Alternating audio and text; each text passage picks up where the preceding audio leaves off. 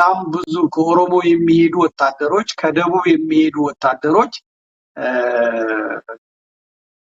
በኦሮሚያም በሸኔ በጣም እየተጎዱ ነው፣ በጣም እያለቁ ነው።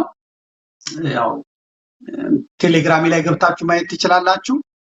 ምናልባት ከሞት የተረፉትን ሰዎች በመንከባከብ ደረጃ አማራ ይሻላል እና አማራ ላይ ያሉት አንደኛ የረጅም ዓመት ስርዓተ መንግስት የሚያውቁ ናቸው፣ ሁለተኛ ሃይማኖት ያላቸው ናቸው። ስለዚህ የውጊያንም ስርዓት የሚያውቁ ናቸው እና ምርኮኛ እንዴት መያዝ እንዳለበት የሚያውቅ ነው። አማራ ስርዓተ መንግስት ዓለም አቀፍ ውሎችን ዓለም አቀፍ ህጎችንም የሚያውቅ ነው። ምርኮኛ አይገደልም፣ ምርኮኛ አይሰቃይም። እንግዲህ በቲክቶክ ላይ ያሳየዋችሁ አስከሬኑን ነው እንግዲህ ልብስ ለመክፈፍ ከሞት አስከሬን ላይ ልብስ ለመክፈፍ እንዴት እንደሚቆራርጧቸው ነው የምታዩት። ቴሌግራሜ ላይ ማየት ትችላላችሁ። ዘመድኩን በቀለ ብላችሁ ዘመዴ የሚለውን ሰርች አድርጋችሁ ማየት ትችላላችሁ። ይሰቀጥጣል በእውነት። አብዛኞቹ የደቡቦቹ ልጆች በፓስተሮች ተሰብከው ነው የሚሄዱት። ስርዓቱ መንግስቱ የጴንጤ ስለሆነ ነብይ ስለሆነ የአብይ መንግስት ከወደቀ ጴንጤ ያበቃለታል የሚል የተሳሳተ የማይገጥም ይሄ ማፊያ የደቡብ ሐዋርያና ነብይ ነኝ የሚለው እየሰበከ ብዙ ጴንጤዎች ለሰማዕትነት ነው ወደ አማራ ክልል እየሄዱ ማዳበሪያ እየሆኑ ያሉት ማለት ነው። ማዳበሪያ ከኦሮሚያም እንደዛው ነው እየሄዱ ያሉት። ነገር ግን ነገሩ እየከፋ ነው የሚመጣው። ትግራዮችም ተዘግቶባቸዋል፣ መሬት ተዘግቶባቸዋል፣ በር ተዘግቶባቸዋል። ዝም ብለው ይቀመጣሉ ተብሎ አይታሰብም። በጣም ከራባቸው በጣም ከበዛ ከአማራ ጋር ህዝብ ለህዝብ ተገናኝተው መምጣታቸው አይቀርም ብዬ ነው ማስበው። ኤርትራም ደግሞ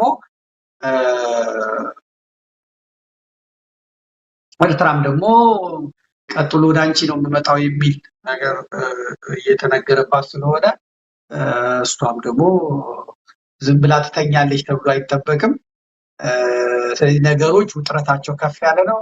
የዓለም አቀፍ ሚዲያዎች እየዘገቡት ያሉትን እያየን ነው። ከሁሉም አንጀቴን የበላኝ እንደሞተ ሰው ሆኖ ተኝቶ የነበረውን ንቅንቅ ሲል መሳሪያ ሲያቀባብልበት እንዳትገለው ሲለው ተነስቶ ቁጭ በል ቢለው ቅድም ለጥፌላችኋለሁ፣ አይታችሁታል። በጣም ስሜት ውስጥ ይከታል እና ላለመሞት የሚጣጣረው እና ለወታደሮቹ ዘመዶች ካላችሁ ንገሯቸው። አስቀድመው ቲክቶክ ባይፎክሩ አማራ የት ነህ ምንትስ ምናምን ባይሉ ጥሩ ነው። ያለበለዚያ እንዲሁ ዝም ብለው በቃ በግዳጅ የሚሆን ወደው ሄደው የእናት አባታቸው ምርቃት ከረዳቸው ይድናሉ። ደግሞ ተረግመው ከሆነ ሄዱት ቤተሰብ አስቀይመው ከሆነ ሄዱት ያው ማዳበሪያ ነው የሚሆኑት። ለማንኛውም ግን ባይፎክሩ እንግዲህ ደርሳችሁ ስትመጡ አማራን አጥፍታችሁ ፋኖን መሬት 200 ካሬ ሜትር መሬት ነው ቃል የተገባላቸው። ነገር ግን እዛ ቀባሪ ማተው እየበላቸው ነው እና ይህም ቢታይ እና በጣም የኦሮሞ ልጆች እዛ በቃ መሳቂያ መዋረጃ ነው። እነ ሽመልስ አብዲሳ እና አብይ አህመድ መሳቂያ መዋረጃ ነው ያደረጉት ስለ እውነት። በተለይ ደግሞ ላስታ አካባቢ የአብይ አህመድ የእናቱ ሀገር ነው፣ የወይዘሮ ትዝታ ወልዴ ሀገር ነው። እዛ ያሉት አራት ነብሮች ናቸው እና አብይ አህመድ እዛ እየላከ ዛሬ ባህር ዳር የሚገኘው የወታደራዊ ካምፕ ቁስለኞችን መያዝ አልቻለም። ወደ አዲስ አበባ ተልከዋል። ብዙዎቹ ሳይደርሱ እዛ ደርሰው ሞተዋል። ከባድ ነው። ሰሜን ወሎ በጣም ከባድ ነው። ግልጽ ነው የምንነግራችሁ፣ ሌላ የሚነግራችሁ የለም። ተመልከቱት። አሁን ይሄ ልጅ ወደ ቤተሰብ ጋር ደውል ይሉታል። እስቲ ክፈትላቸውና እንመልከትና ለወታደሮቹ ንገሯቸው ቶሎ እጅ ይስጡ። በቃ ባይተኩሱ ጥሩ ነው። ከተኮሱ የሚመጣላቸው ምላሽ እዚህ ላይ ብቻ ነው። በቃ የነገርኳችሁ አማራ ባሩድ እያሸተተ ያደገ ነው። አማራ ጽንስ ውስጥ እያለ ሆድ ውስጥ እያለ ሰርግ ላይ ምን ላይ ጥይት ሲሰማ ያደገ ነው። ሲወለድ ደግሞ ባሩድ እያሸተተ ያደገ ነው እና ልክ እንደ ቄራ ከብት የምትነዳው አይደለም። አማራ ሀገር ቀጥ አድርጎ ያቆመ ነው። እንኳን ውሪ ከጫት ላይ አንስተው ከምን ላይ አንስተው 3 ወር እንዴት እንደሚተኮስ ብቻ አሳይተው የላከውን ይቅርና የውጭ ወራሪ ኃይሎችን ድባቅ መጥቶ የመለሰ ጀግና ህዝብ ነው። ጀግና ህዝብ ነው። ስለዚህ ጀግንነት ደግሞ በዘር ይተላለፋል፣ በደም ይተላለፋል፣ በደም ይተላለፋል። ይሄ ሊታወቅ ይገባል። በግልጽ ነው የምናገረው። የፈለገ ሊጠላኝ ይችላል፣ የፈለገውን ሊል ይችላል። ጀግንነት በዘር ይተላለፋል።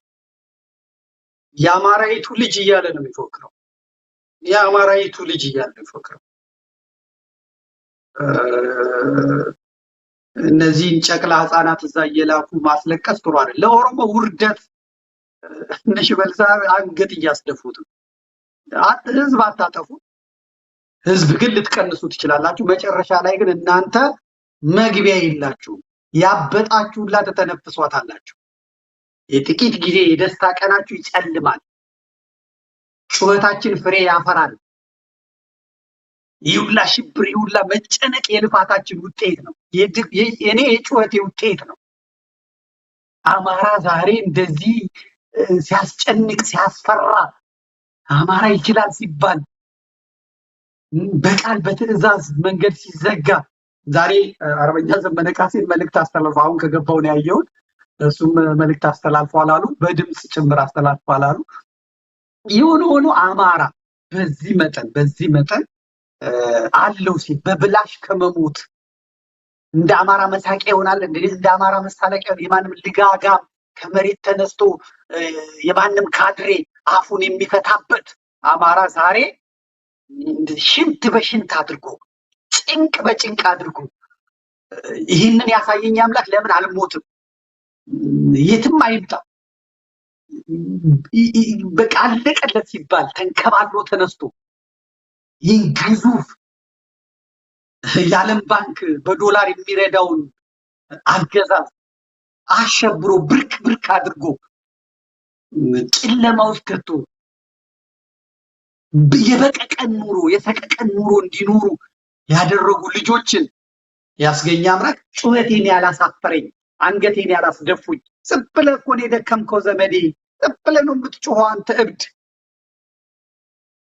እንዳልባር ያደርጉኝ በጎጃም፣ በወለጋ፣ በጎንደር፣ በወሎ፣ በሸዋ ያሉትን አማሮች ያሉትን ፋኖች እጅግ አድርጌ አመሰግናቸዋለሁ።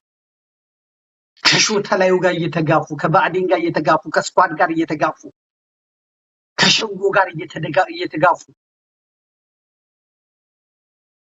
ይህንን ፍሬ ለማፍራት ተስፋ ሳይቆርጡ እንደ አማራ እንዲቆጠሩ፣ እንደ አማራ እንዲነጋገሩ፣ እንደ አማራ እንዲከበሩ፣ አማራ መኖሩን እንዲታወቅ ስላደረጉ ብድግ ብዬ እጅ ነሳለሁ። አልከሰርኩም ቀረ። አሁን አይታችኋል። መዘገብ ቀረ። አማራ ሬሳ አማራ ምናምን ብሎ መዘገብ ቀረ።